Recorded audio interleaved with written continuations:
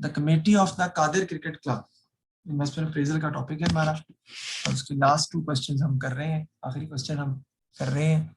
The committee of the Qadir cricket club want your financial advice about employing Brad Driscoll at the start of the next season. Brad is a young player, यानी बाबर आजम है basically. तो Babar Azam is a young player who has impressed cricket lovers all over the world. The whole world has basically is very much talking about that particular guy, which is Babar Azam, because he's now one of the number 1 batsman in ODI batsman, and he has gone ahead of Virat Kohli. तो he would sign a 5-year contract. वो चाहते हैं कि बाबर आजम जो है वो हमारे club के साथ 5 साल का काउंटी क्रिकेट खेलने के लिए हमारे साथ 5 साल का कॉन्ट्रैक्ट कर ले। उसमें क्या होगा कि he would receive an initial payment and be paid salary as follows. Initial payment हम उसको पे करेंगे 2 लाख रुपया, और सैलरी हम देंगे उसको ईयर 1 में 30,000, 36,000, 43, 200, 51 और 62। The club would rent an apartment for Brad. तो अपार्टमेंट भी आपको रेंट पे लेना पड़ेगा ब्रैड के लिए, वो हम रेंट पे लेंगे, डेफिनेट बात है। और वो जो अपार्टमेंट है वो आपको कॉस्ट करेगा रेंट उसका ईयर 1 में 36, 36, 45, 45, 45। इसमें जो बेसिक पॉइंट है, जो सबसे आप कह लें कि इम्पोर्टेंट पॉइंट है, वो ये है कि the total rent for each year would be paid at the start of the year. ये है इंपॉर्टेंट पॉइंट, की वजह से बच्चों का सवाल में गलत हुआ था 10 में, और 2010 में ही मैंने तकरीबन ए लेवल्स को पढ़ाना स्टार्ट किया था। 9 में पढ़ाना स्टार्ट किया था, 10 में मुझे याद है कि ये सवाल मुझे बहुत तंग करता था। मतलब मुझे सॉल्व कराते वक्त I find really difficult to solve this question in front of the students. तो total rent for each year would be paid at the start of the year. Total rent हम साल के स्टार्ट में पे हो रहा है, यानी मतलब कहने का ये है, देखें जरा गौर करें, ये 3600 ईयर 0 में पे करेंगे, ये 3600 ईयर 1 में पे होगा, ये 4500 ईयर 2 में पे होगा, ये 4500 ईयर 3 में पे होगा, ये 4500 ईयर 4 में पे होगा, और ईयर 5 में हम पे नहीं करेंगे। क्यों sir? Because total rent is suppose to be paid at the start of the year, means at the end of the previous year, पिछले साल के एंड पे। The club would pay Brad 1,000 at the end of each year toward the airfare to visit home. Airfare भी हम उसको पे कर रहे हैं ताकि वो अपने घर विजिट कर सके, $1,000 each year, हर साल। ये भी हमारा एक्सपेंस होगा। Without Brad, attendance receipts would remain constant at 10 lakh per year. Brad के बगैर हम 10 लाख रुपया महीने का, साल का कमा रहे थे। अगर Brad को एम्प्लॉय करते हैं तो receipts would rise by 10% each year. हर साल आपकी जो receipts हैं वो क्या होती जाएंगी? बढ़ती जाएंगी। किस हिसाब से? 10% ईच ईयर आपकी रिसीट जो है वो इंक्रीज करती जाएंगी। तो हम देखते हैं कि हम किस तरह इसका, हम सबसे पहले उसने calculate the net cash flow generated. Net cash flow हम कैसे फाइंड करेंगे? उसमें सबसे पहले आपके डेफिनेटली आ जाएंगे ईयर्स। डेफिनेटली ईयर में आपका ईयर 0 होगा, उसके बाद 1 होगा, 2 होगा, 1 होगा, 2, 3, 4 and 5।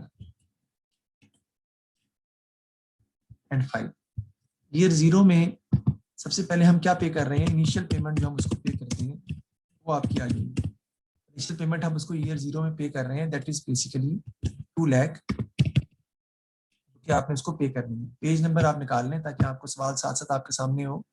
Page number is 583 page number निकाल लें, क्वेश्चन आपके सामने हो। सबसे पहले इनिशियल पेमेंट हमने पे कर दी उसको 2 लाख रुपए की। उसके बाद आपका कॉलम बनेगा किसका? रिसीट्स का। जो कंपनी बिजनेस को रिसीट्स मिल रही हैं, वसूल हो रही हैं, वो ईयर 0 में आपको पता है 10 लाख तो नॉर्मली उसको रिसीट्स मिलती हैं, लेकिन हमने इंक्रीमेंटल रिसीट्स देनी होती है, इंक्रीमेंटल पेमेंट्स करनी होती है। अब उसको हम पे क्या कर रहे हैं? एक तो हम उसको सैलरी पे कर रहे हैं, उसके बाद हम उसके घर का रेंट पे कर रहे हैं, एयरफेयर बनेगा, फिर उसके बाद हम पे कर रहे हैं उसका एयरफेयर उसको हम पे कर रहे हैं। ठीक है जी। और उसके बाद जो आपके आ जाएंगे, आपके यानी लास्ट कॉलम आपका क्या आ जाएगा? नेट कैश फ्लो का, जो बेसिकली आप निकालना चाह रहे हैं। ठीक है जी। तो 2 लाख इनिशियल पेमेंट है। The most important point is this that rent is supposed to be paid in year 0. The first rent is supposed to be paid in year 0, which is 3600. ये बात अगर समझ आपको नहीं आई तो इसको दोबारा समझनी चाहिए कि बेटा पहले साल आपने रेंट भी पे करना है, इनिशियल पेमेंट भी पे करनी है, और रेंट भी पहले साल पे कर दिया जाएगा, which is definitely a negative figure, जो कि नेगेटिव फिगर है आपकी, और वो आपने पे किया है। उसकी रीजन ये है, दोबारा सवाल पे देखिए, वो कहता है कि the total rent for each year would be paid at the start of the year. तो रेंट हम स्टार्ट ऑफ द ईयर में पे कर रहे हैं सर, तो भाई वो rent start of the year में आपको पे करना पड़ेगा। दैट्स व्हाई वो 3600 ईयर 0 से स्टार्ट हो जाएगा, ईयर 0 से वो स्टार्ट हो जाएगा जो रेंट है आपका, और अगले सालों में वो आगे चलता जाएगा। अब देखते हैं कि ईयर 1 में हमारे जो है वो कैश फ्लो जो है वो कितने हमारे आएंगे, वो हम ईयर 1 में उसको अकाउंट फॉर करते हैं या देखते हैं। अब सबसे इंपॉर्टेंट बात जो इसके अलावा इस क्वेश्चन में मुश्किल पॉइंट है वो है रिसीट्स का। That is also very very difficult. Receipts वो कहता है कि 10 लाख की हैं, लेकिन वो कहता है कि हर साल, यानी कि 10 लाख की ईयर 0 में भी 10 लाख हैं जो आपको मिल रही थी, लेकिन हर साल ये 10% इनमें इजाफा हो रहा है। तो 10% अगर आप इसका निकालें, ये कितना आएगा, 1 लाख। इसका मतलब है कि आपकी ईयर 1 में जो रिसीट्स होंगी वो कितनी होंगी, 11 lakh minus additional 10 lakh. Yes, that's the point actually. Receipts जो आपकी ईयर 1 में आएंगी वो एडिशनल रिसीट्स जो है वो आपने लेनी है, और वो कितनी आ रही हैं, 1 लाख की। 1 लाख। ईयर 1 में जो रिसीट्स आप लिखेंगे ना, यानी पैसे जो आपको रिसीव हो रहे हैं, दैट इज 1 लाख। सैलरी जो आप पे कर रहे हैं वो देख लेते हैं, वो आप पे कर रहे हैं कितनी सैलरी आप पे कर रहे हैं, 30,000। सर आपको कैसे पता चला, ये देखिए सैलरी ईयर 1 में कितनी है, 30,000। बड़े ही आराम से और प्यार से करने वाले सवाल हैं ये, जल्दबाजी में किए गए सवाल ये कभी भी ठीक नहीं होंगे। It becomes very very critical and difficult. अब एक सवाल उठता है आपका मेरे से, सर पेपर में ऐसा सवाल आ गया तो हमें तो समझ नहीं आएगा। मेरा जवाब उठता है, बेटा आपको समझ आएगा, बताएं एयर फेयर हम पे कर रहे हैं साल के कितना, 1000 रुपया साल वो पे करेंगे। बेटा कितनी गलतियां करेंगे, सवाल समझ नहीं आएगा, क्या सवाल कर ही नहीं सकेंगे सॉल्व? नहीं सर, सॉल्व तो करके आएंगे, क्योंकि आपने इस तरह का ये सवाल हमें करवाया है। इससे मुश्किल भी आ जाए तो सर अटेम्प्ट तो हम करेंगे। भाई A2 के अंदर आपके 6 क्वेश्चंस में से 2 क्वेश्चन बहुत डैश होते हैं, और वो 2 क्वेश्चन जो पेपर में उसने डैश करके मुश्किल बना के दिए होते हैं, they are critical questions, and he wanted the students to attempt that question. So I don't require you to solve that question correctly. I repeat again, I don't require you to solve that question correctly. I basically require you to solve that question in the right direction. बस right direction में आप solve कर दें, मेरे लिए काफी है। अब देखिए मिसाल के तौर पर मैंने यहाँ थोड़ी सी गलती की है, क्या बना, ये सैलरी की गिर ब्रैकेट डालनी थी भाई, ये नेगेटिव फिगर है, लेकिन सारी बात है मुझे इसमें भी इसको डाल देता हूँ। इसकी हम कैश फ्लो निकाल लेते हैं, 1 लाख माइनस 30,000 माइनस 3600 माइनस 1000, तो ये पॉजिटिव कैश फ्लो आपका आ जाएगा 65,400 for the year 1। May be आपका रेंट वाला पॉइंट गलत हो जाए, कुछ भी नहीं होता, कर दो गलत, कितने नंबर काट लेगा, 2 नंबर काट लेगा, 3 नंबर काट लेगा, और भी गलतियां हो जाती हैं आपसे, कोई बात नहीं, फिर क्या हुआ, और नंबर काट लेगा 5।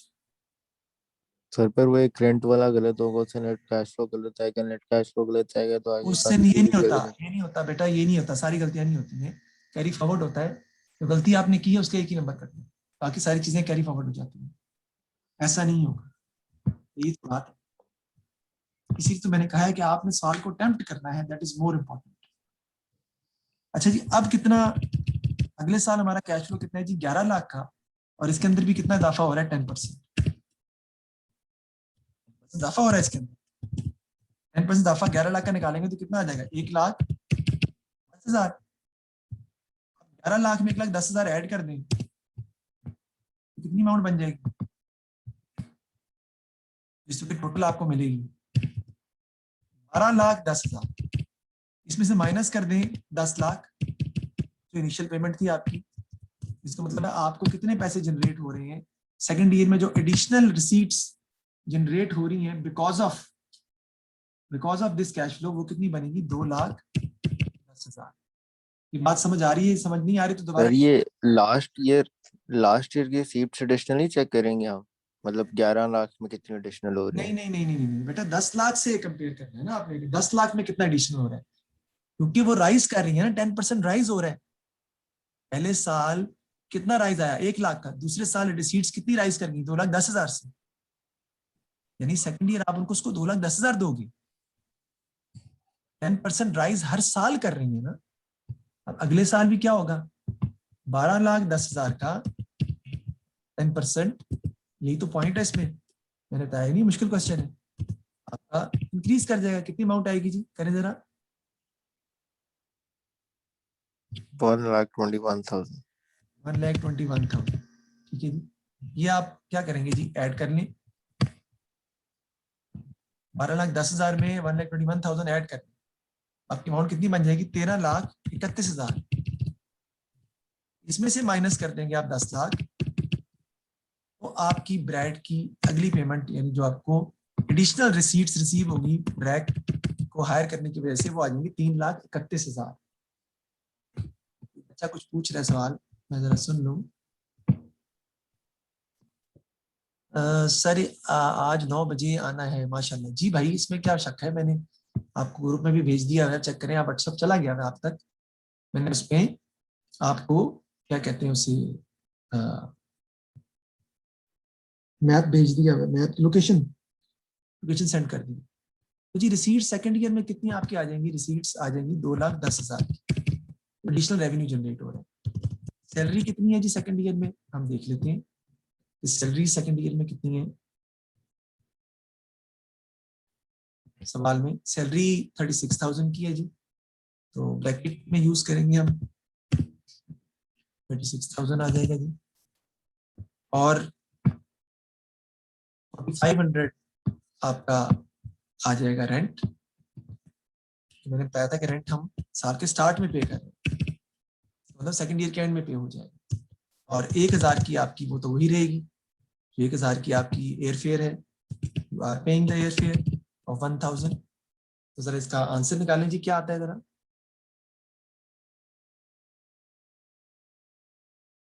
2,10,000 माइनस 36,000 माइनस 4,500 माइनस 1,000, 1,68,500 आपका आ जाएगा नेट कैश फ्लो ईयर 2 से। ओके, अब ईयर 3 की बात करते हैं। ईयर 3 में हमारे पास जो रिसीट्स जनरेट हो रही हैं वो 3,31,000 की है। उसके अंदर भी जो आप सैलरी पे कर रहे हैं वो देख लेते हैं कितनी है। 43,200 की हम सैलरी पे कर रहे हैं, ठीक है जी। और जो हम रेंट पे कर रहे हैं वो 4,500 का ही है।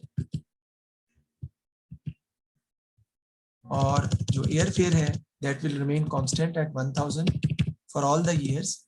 इसका भी हम निकाल लेते हैं कि कैश फ्लो क्या आता है। 3,31,000 माइनस 43,200 माइनस 4,500 माइनस 1,000, आ जाएगा 2,82,300। 2,82,300 ये आपका नेट कैश फ्लो आता है। अब फोर्थ ईयर में सबसे पहले आपको निकालनी पड़ेगी रिसीट्स। 13,31,000 10% लेंगे आप, कितना इंक्रीज हो रहा है जी? कितना आता है जी? जरा करके देखिए 10%। 1,33,100 ये आप ऐड कर लेंगे। 13,33,000 में 1,31,000, सर इसमें 21,000 ऐड कर दे आंसर, 3,31,000 ऐड कर दे आंसर आ जाएगा। आ जाएगा 14,64,100।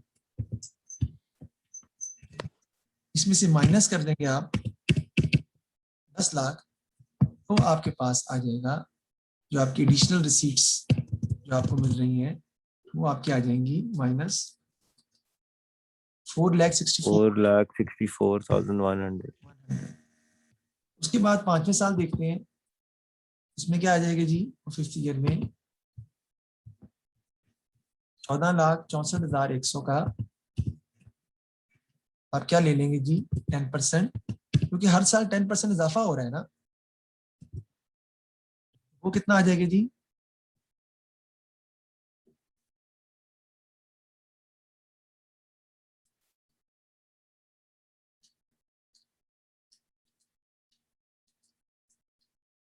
वो आ जाएगा 1,46,410, 410। ये आप ऐड कर देंगे,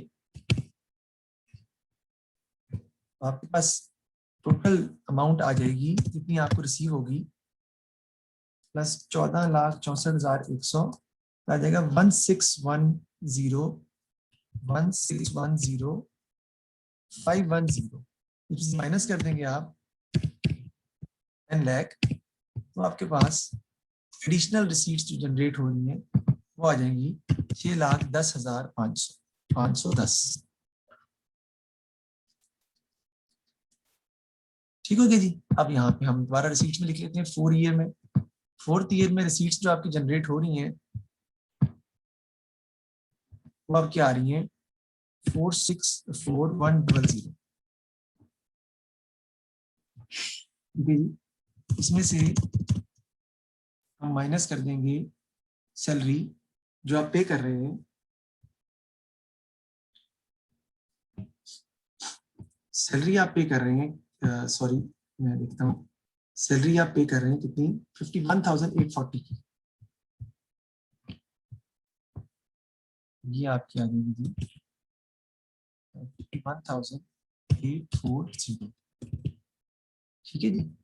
अब ये 4,500 हम यहाँ से हम माइनस कर देंगे जो आपका नॉर्मल वो रेंट है, उसके बाद 1,000 एयर फेयर आपका जो नॉर्मल तरीके से माइनस हो रहा है वो माइनस हो जाएगा, और आपका आ जाएगा जो नेट कैश फ्लो आता है वो हम निकाल लेते हैं, 4,64,100 माइनस 51,840 माइनस 4,500 और माइनस 1,000, 406,760 आपका आ जाएगा यहाँ पे 406,760, ये आपकी जनरेट हो गई। ठीक है जी।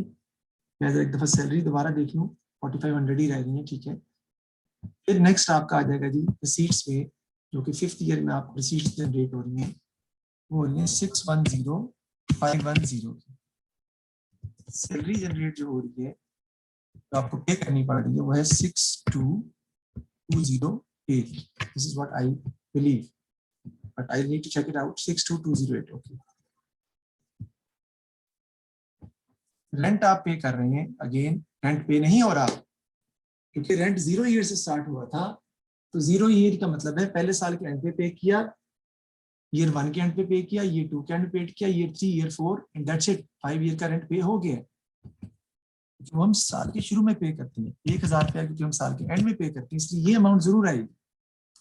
6,10,510 माइनस 6,22,08 और माइनस 1,000, आपका कैश फ्लो आ जाएगा 5,47,302। और यहाँ पे लिखेंगे 5,47,302। ये हमने सारे नेट कैश फ्लोज निकाल दिए। यहाँ पे आपका आ जाएगा डिस्काउंट फैक्टर जो आप यूज कर रहे हैं, जो भी वो हम देखते हैं। वो क्वेश्चन इसने बताया है ईयर 1 में 12% है, 0.893, 0.797 और 0.712। यहाँ पे हम लिख लेते हैं 0.893, 0.717 और के जी 797 था यार, सॉरी, और 0.712 थोड़ा मैंने गलत कर दिए, क्योंकि जो पहले साल का डिस्काउंट फैक्टर है वो तो चेंज नहीं होना, वो तो 1 है ना। फर्स्ट ईयर का डिस्काउंट फैक्टर जो है वो 1 रहेगा, ये वाला 1 रहना, नीचे से स्टार्ट होगा यहाँ से 0.893, फिर आ जाएगा आपका 0.797, फिर आ जाएगा आपका 0.717 है मेरे ख्याल में, 712 है, 0.636 है, 636 इसको 712 कर दें,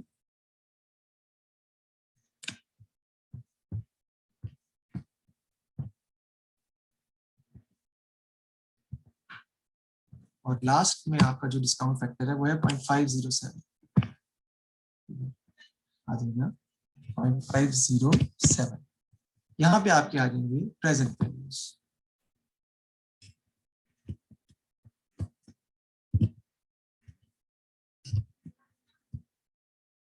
ठीक है जी, तो इस यहाँ इतना लिख देते हैं हम। प्रेजेंट वैल्यू ईयर 1 में तो यही रहेगी जो इसकी है, क्योंकि वो तो चेंज होती नहीं है। 203600, इसको आप मल्टीप्लाई कर देंगे 65400.893 से 0.893, ये आपका आ जाएगा 58402.2, 58402.2, 58402.2। ठीक हो गया जी। नेक्स्ट को मल्टीप्लाई कर दें आप 16850.797, ये आपका आ जाएगा 134,294.2। 134,294, थोड़ा पीछे कर लेते हैं इसको हम जरा, 134,294.5, ये हो गया। एक नेक्स्ट का देखते हैं जी, 16850, 282,300 into 0.712, क्या आ जाएगा 200,997.6। ठीक है जी, 200,997.6। नेक्स्ट का देख लेते हैं जी, 406,760.636, क्या आ जाएगा 258,699.36, 0.4 कर देते हैं, वो भी नहीं हो लिखा जा रहा, थोड़ा पीछे जाना पड़ेगा फिर हमें दोबारा।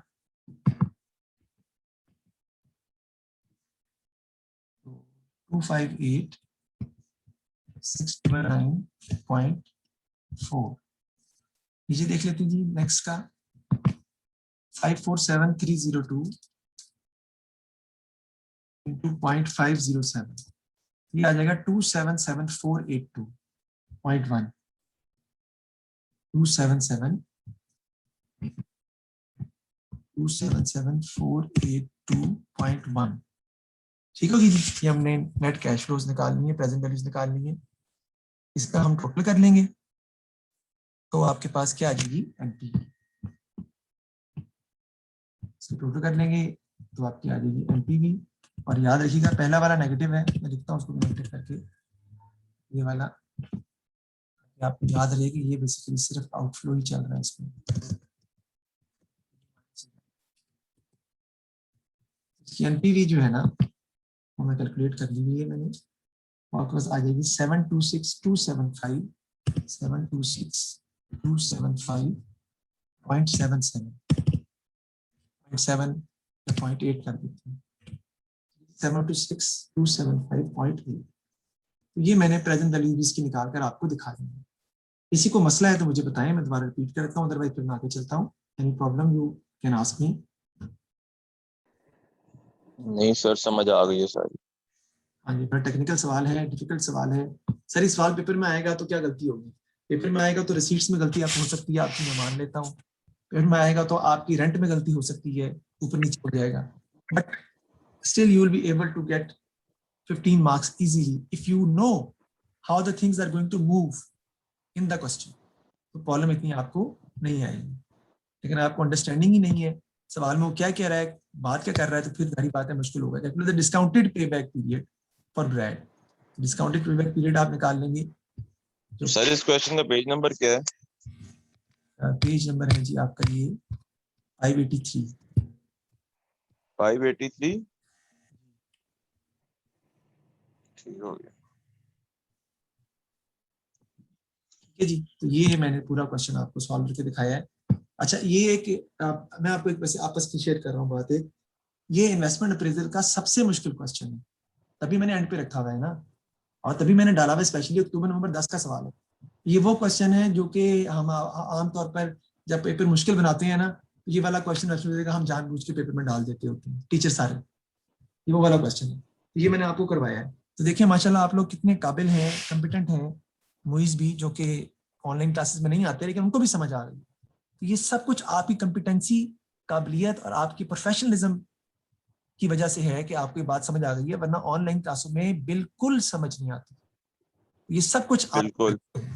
जी जी मैं खुद यही एक्सेप्ट कर रहा हूँ, लेकिन काश कि आप इसी तरह इस काबिलियत के साथ क्लासों में आते रहते तो बाकी चीजें भी बहुत सारी समझ आ जाती हैं जो टाइम ज़ाया होता रहे।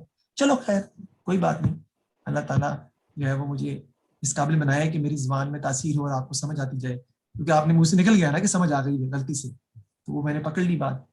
खैर चलें, सर आइए आइए, झूठ नहीं बोल रहे हम, रोजे में तो वही क्यों ना, तो बोलेंगे सर आप। मैं वही कह रहा हूँ ना कि सबसे दुनिया का सबसे मुश्किल सवाल ये समझ लो यार, कि जो कॉस्ट अकाउंटिंग होती है ना A2 का एंड का, ये सबसे मुश्किल टॉपिक्स है यार। This is the maximum complexity you have in A levels, and this was the maximum ठीक complexity in that particular chapter which we have done today. ठीक है सर। आपका ही कमाल है। खैर ये सवाल हो गए घर में, बाकी आप कंप्लीट कर लीजिए। कैसे नेक्स्ट क्वेश्चन में चलते हैं हम, जो सर वो आज किस टाइम आना है, क्या चक्कर है आज का? 9 बजे का टाइम है, 9 बजे इंशाल्लाह ताला हम आप स्टार्ट करेंगे 9 जी। सर वो जो आपने लोकेशन भेजी है वो कहाँ की है? बस वहीं आना है आपने, यहाँ जाना है। लोकेशन पे ही आना है आपने। नहीं वो वापडा टाउन है, जो टाउन है, कुछ समझ नहीं आ रही। नहीं जोहर टाउन है, जोहर टाउन, वो डायरेक्शंस कर ली। हाँ जी। जोहर टाउन है। देखिए जी क्वेश्चन आपके सामने है। अब नेक्स्ट, सर जी पढ़ना कब तक है? अभी मुझे लग रहा है 10 मिनट और हैं शायद, क्योंकि वो 10 मिनट शो नहीं कर रहा। नहीं नहीं, कल रात को। जितना इंशाल्लाह ताला कोशिश करेंगे हम मैक्सिमम कर सकें। नहीं फिर भी टाइम बता देना सर ताकि आपने वो लोकेशन पता है क्या भेजी है? आपने अपने घर की लोकेशन भेज दी है। अच्छा मैं इसलिए तो वो तब का देख रहा हूँ कि ये है क्या। वो तो वो वापडा टाउन का ब्लॉक डी की अब भेज दिया व्हाट्सएप आपने। खुलेगा तो ही लोकेशन आएगी। तो फिर मैं भेजता हूँ दोबारा यार, शिट मैं भेजता हूँ दोबारा, चलो कोई बात नहीं। अच्छा ये सवाल देखिए आप, रेवेन्यू दिया हुआ है 2,10,000, कॉस्ट ऑफ सेल दी हुई है। सर वो तो बता दें आज कितने बजे छुट्टी होगी वहां से। यार आज का मैं कुछ नहीं कह सकता, नॉर्मली हमारा टाइम मैक्सिमम 2 बजे से ज्यादा का नहीं है, मैक्सिमम 2 बजे का अच्छा टाइम, ठीक बिकॉज ठीक हो गया sir. and okay I have to wake up in the morning for the school classes also.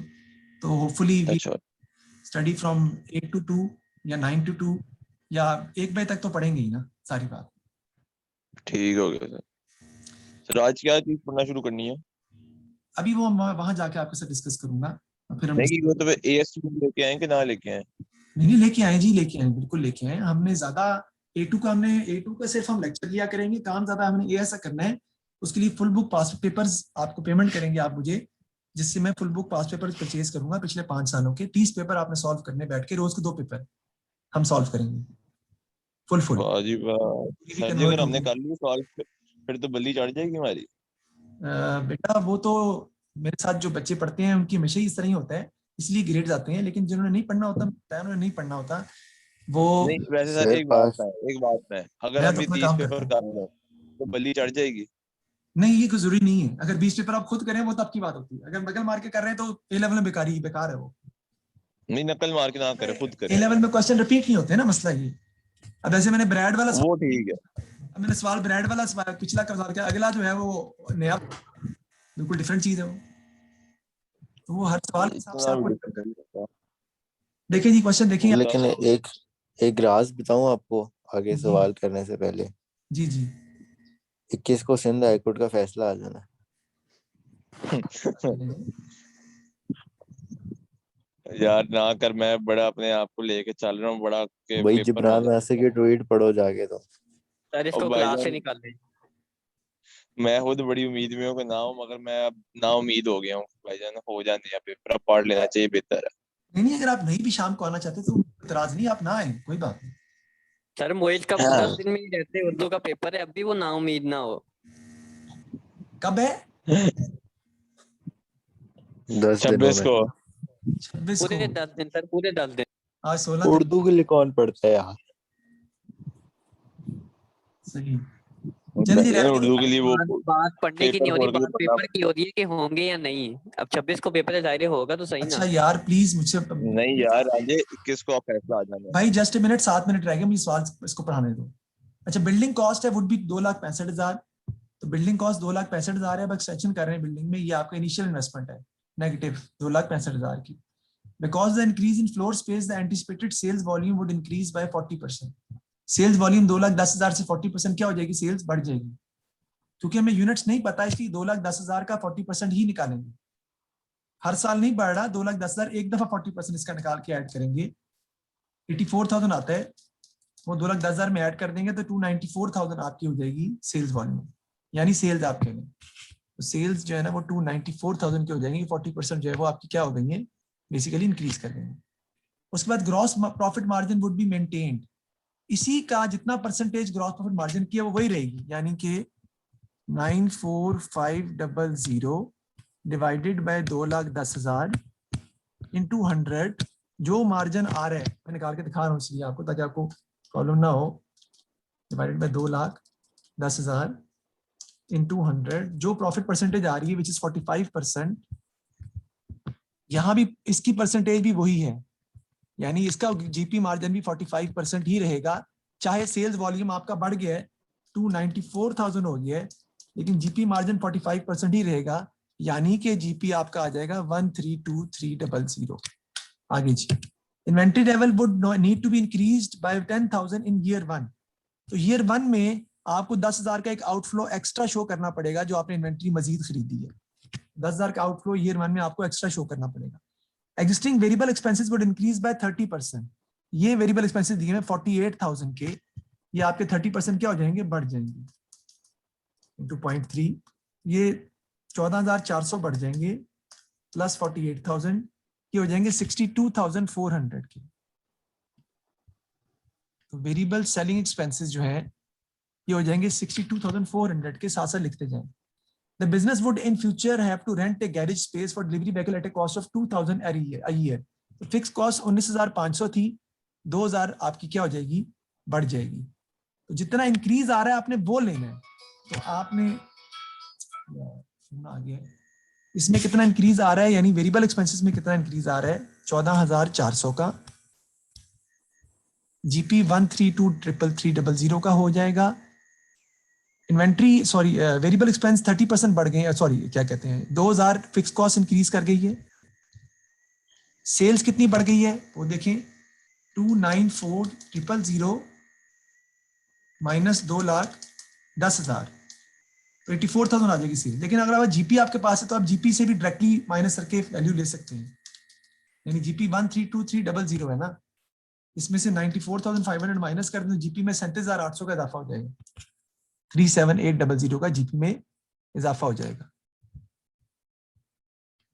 क्योंकि एडिशनल लेना है ना आपने।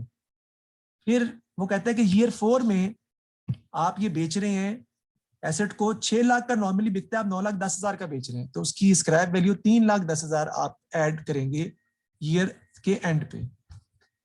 स्क्रैप वैल्यू कितनी ऐड करेंगे, 3,10,000 ईयर के एंड पे। क्यों सर, क्योंकि 6 लाख का नॉर्मली बिकता था, अब कितने का बिक रहा है, 9,10,000 का बिकेगा अगर आप बिल्डिंग एक्सटेंशन करते हैं। तो जो इजाफी स्क्रैप वैल्यू आपको हासिल हो रही है वो 3,10 है, तो 3,10,000 आप एंड पे ऐड करेंगे। तो 37,800 का जीपी बढ़ गया, 14,400 से वेरिएबल सेलिंग एक्सपेंस बढ़ गए, फिक्स कॉस्ट 2,000 से बढ़ गई, माइनस करेंगे, ये माइनस है, ये माइनस है, ये पॉजिटिव है, और 3,10,000 एंड पे ऐड हो जाएगा आपका। ये पूरा आपको बनाना पड़ेगा सारा हर साल का, और एक 10,000 आपको इन्वेंट्री लेवल बढ़ाना पड़ेगा, ईयर 1 में माइनस करना पड़ेगा एक्स्ट्रा। तो ये क्वेश्चन अब मैं बाकी आप पे छोड़ रहा हूँ कि आप इसको और इस अगले क्वेश्चन को सॉल्व घर में कैसे करते हैं। नहीं होगा तो फिर कल की क्लास में इंशाल्लाह ताला इसको हम टेकअप कर लेंगे, कल ये वाली क्लास, तो कल रात को भी डिस्कस कर सकते हैं। मुश्किल सवाल है ये भी। कल ये वाली क्लास होगी 2:30 बजे वाली। यार डिपेंड करता है कि रात को हम कितना काम करते हैं, उस पर डिपेंड करता है। मैं कोशिश करूंगा मैं लूं। अच्छा ठीक है जी, तो थैंक यू वेरी मच। ये सवाल कीजिएगा आप इंशाल्लाह ताला, फिर हम इसको no thank you very much. Location भेज दें नई वाली। जी मैं करता हूँ।